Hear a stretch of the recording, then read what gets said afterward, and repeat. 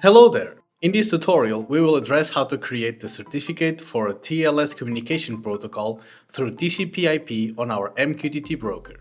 In the end, the key should use a CA certificate, which is safer because it is provided by a certificate authority. But for the simple purpose of testing your broker, you can create a self-signed certificate.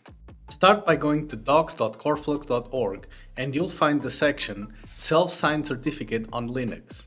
Copy the command under Generate a new private key.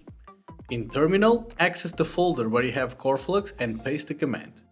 Typing sudo in the beginning will generate an open SSL key in the file private key. Type your user password and you get a hash. Then, back to the documentation and copy the command under Generate the self-signed certificate. Paste it in the terminal, add sudo to the beginning and it will generate a certificate valid for 1 year. Now you need to answer some questions that show up. Input your 2-letter country code, state or province, city name, organization name, section within the company, the common name or server name, and finally your email address. The certificate is filled, but Coreflux uses an additional security measure which is to incorporate a password. This is called a PFX certificate. Copy the command from the documentation, paste it in the terminal, type sudo first, and enter a new hidden password. And it's done! Next, run Coreflux to use this certificate.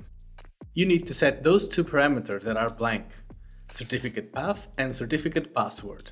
So, in the topic, type sys coreflux config new and change the parameters accordingly. Make sure you always use very safe passwords like this. Click publish and it's a success. However, it's not active until you restart Coreflux. Upon restarting, it will open the TLS port with the new certificate. Here you can see it's listening on HTTPS with port 1884. Let's test it on MQTT Explorer. Turn TLS encryption on, choose port 1884, connect, and you're in with TLS. After this, you will want to look into acquiring a certificate from a certificate authority.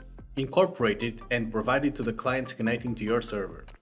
See you on the next tutorial.